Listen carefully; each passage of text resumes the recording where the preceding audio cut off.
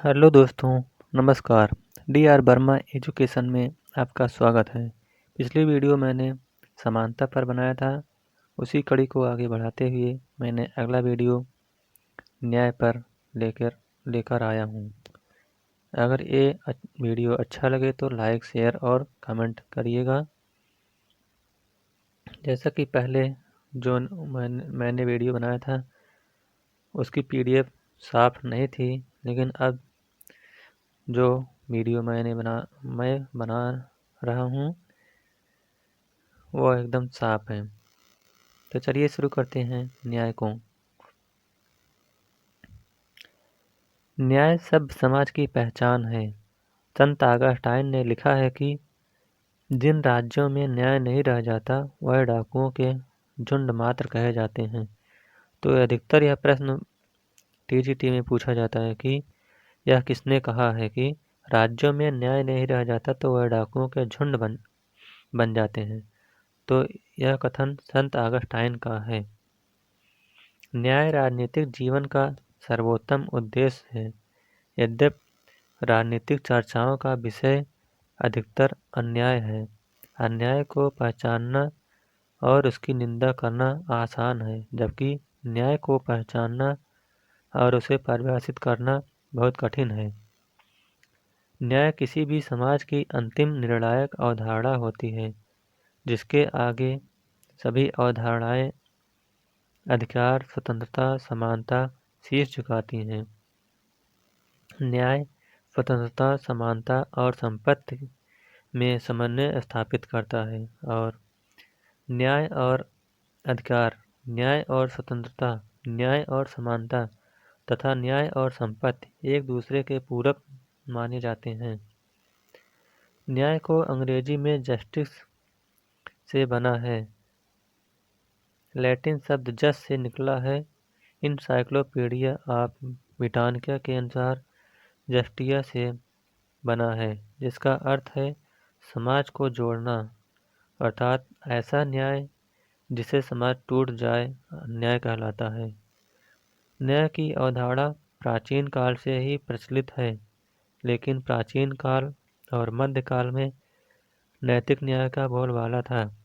वहीं आधुनिक काल में कानूनी न्याय का बोलबाला हुआ, जबकि 20वीं शताब्दी में अर्थात द्वितीय विश्व युद्ध के बाद सामाजिक न्याय का विचार सामने आया। आज न्यायपालिका भी सामाजिक न्याय के सिद्धांत पर आधारित है। न्याय के संबंध में विभिन्न विद्वानों के कथन निम्नलिखित हैं। जैसे नंबर 1, बारकर के अनुसार न्याय ही वह अंतिम सिद्धांत है जो स्वतंत्रता व समानता तथा इन दोनों के दावों के बीच तालमेल स्थापित करता है। वारकर ने न्याय को जीवन का अंतिम मूल्य बताया। वारकर के अनुसार न्याय राजनीतिक मूल्यों का समन्वय है।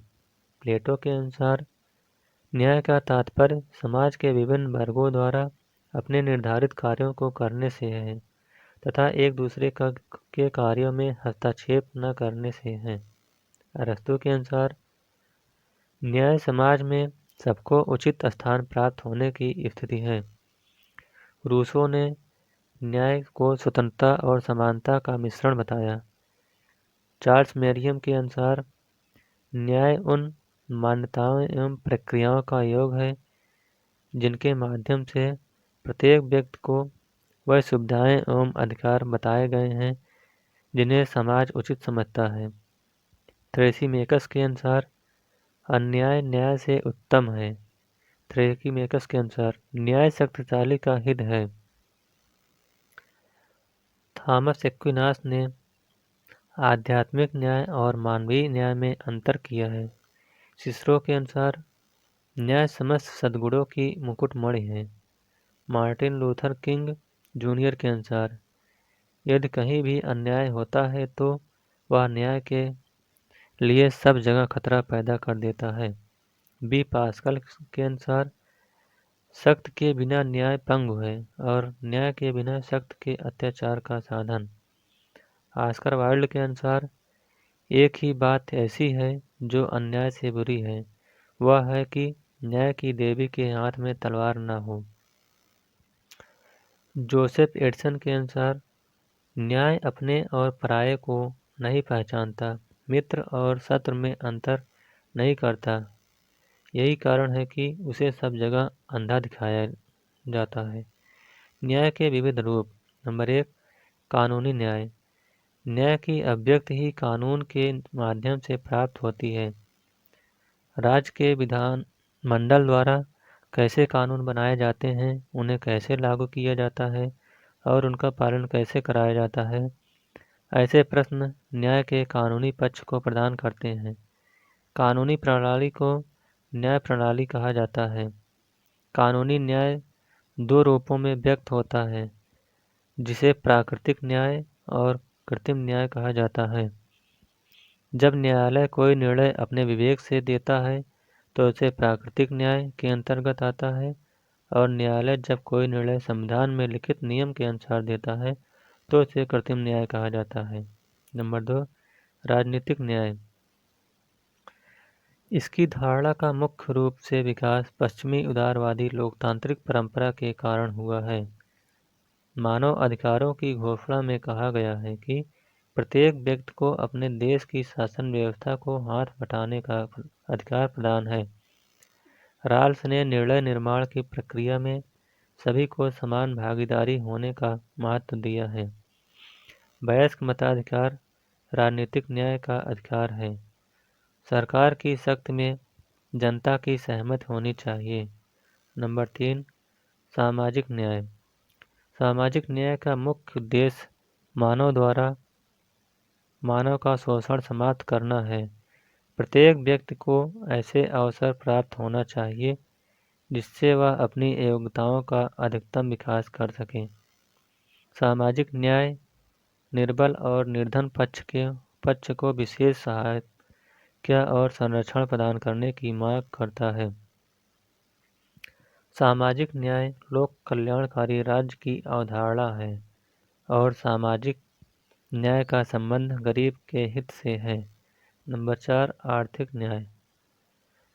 आर्थिक न्याय का संबंध मुख्य रूप से मार्क्सवाद से है। मार्क्स ने संपूर्ण राजनीतिक व्यवस्था को ही अन्याय का परिणाम माना है और आर्थिक संबंधों को संपूर्ण ढांचे का आधार माना। उनका मत है कि यदि आर्थिक व्यवस्था में परिवर्तन हो जाए तो सामाजिक और राजनीतिक व्यवस्था में अपने आप परिवर्तन हो जाता है। समान कार्य के लिए समान वेतन आर्थिक न्याय का ही एक महत्वपूर्ण अंग है। जहां राजनीतिक न्याय स्वतंत्रता के आदर्श को प्रमुखता देता है, आर्थिक न्याय समानता के न्याय को आदर्श देता है, वहीं सामाजिक न्याय बंधुता के आदर्श को महत्व देता है। और इन तीनों को मिलाकर ही संपूर्ण न्याय की सिद्धि की जा सकती है। नंबर 5, प्रक्रियात्मक न्याय। इसका संबंध उदारवाद से है। यह बाजार आधारित व्यवस्था का समर्थन करता है। इस न्याय के समर्थक यह मानते हैं कि मूल्यवान वस्तुओं, सेवाओं, लाभों इत्यादि के आवंटन की प्रक्रिया न्यायपूर्ण होनी चाहिए। यह समाज में सब मनुष्यों की समान गरिमा और समान महत्व को स्वीकार करता है। नंबर 6, तात्विक न्याय। जहाँ प्रक्रियात्मक न्याय का स्वरूप कानूनी औपचारिक न्याय से मिलता जुलता है, वहीं तात्विक न्याय का विचार सामाजिक न्याय से मिलता है। डेविड मिलर अपनी प्रसिद्ध पुस्तक सोशल जस्टिस में इसका वर्णन किया है। यह नैतिक न्याय को महत्व देता है। जॉन राल्स का न्याय सिद्धांत। राल्स ने अपनी प्रसिद्ध पुस्तक ए थ्योरी ऑफ जस्टिस में यह तर्क दिया है कि उत्तम समाज में उनके अनेक सद्गुण अपेक्षित होते हैं। उसमें न्याय का स्थान सर्वप्रथम है। उन्होंने कहा है कि अन्यायपूर्ण समाज विशेष रूप से निंदनीय है। राल्स के अनुसार न्याय की समस्या प्राथमिक वस्तुओं के न्यायपूर्ण वितरण की समस्या है। ये प्राथमिक वस्तुएं हैं अधिकार और स्वतंत्रताएं, शक्तियां और अवसर, लाभ और संपदा तथा आत्मसम्मान के साधन। राल्स ने अपने न्याय सिद्धांत को शुद्ध प्रक्रियात्मक न्याय की संज्ञा दिया। यद्यपि उन्होंने प्रक्रियात्मक न्याय को सामाजिक न्याय के साथ जोड़ने का प्रयास किया। व्यक्ति की घर में राल्स की न्याय प्रणाली का केंद्र बिंदु है। राल्स ने उपयोगितावाद का खंडन करते हुए कहा, सुखी व्यक्तियों के सुख को कितना ही क्यों न कर बढ़ा दिया जाए, उससे दुखी लोगों के दुख का हिसाब बराबर नहीं हो जाता। राल्स ने स्वतंत्रता के साथ आर्थिक समानता को जोड़कर न्याय को साकार बनाने का प्रयास किया। मैकफर्सन ने राल्स को उदार लोकतांत्रिक पूंजीवादी लोक कल्याणकारी राज्य का अधिवक्ता बताया। राल्स का न्याय सिद्धांत समुदायवादी है। राल्स की मुख्य समस्या प्राथमिक वस्तुओं के न्यायपूर्ण वितरण की है। राल्स एक ऐसे समाज की कल्पना करते हैं जिसमें सबको समान स्वतंत्रता मिल भी जाए और साथ साथ गरीबों की आवश्यकता की पूर्ति भी हो जाए। इसके लिए जॉन राल्स वितरण न्याय के सिद्धांत का समर्थन करते हैं। जॉन राल्स ने हाब्स और लॉक के द्वारा प्रतिपादित सामाजिक समझौते के सिद्धांत को न्याय के क्षेत्र में पुनर्जीवित किया। जॉन राल्स मूल अवस्था या प्राकृतिक अवस्था को कल्पना करते हैं और वह कहते हैं कि जब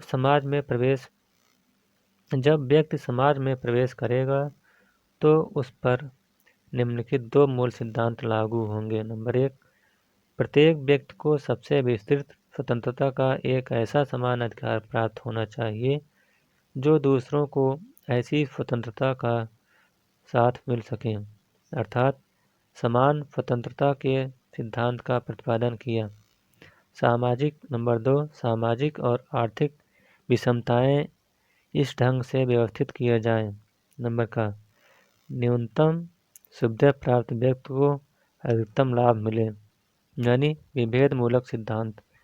नंबर खा सभी को अवसर की उचित समानता प्राप्त होनी चाहिए। जॉन राल्स समाज को एक श्रृंखला के रूप में देखते हैं और वह मानते हैं कि समाज तभी मजबूत होगा जब उसके सबसे कमजोर कड़ी को मजबूत किए जाए। जॉन राल्स का न्याय काल्पनिक है या आदर्शवादी। तो इस प्रकार से न्याय का ये पाठ पूरा होता हुआ। अगर ये वीडियो आपको अच्छा लगे तो लाइक, शेयर और चैनल को सब्सक्राइब करिएगा। Thank you for watching.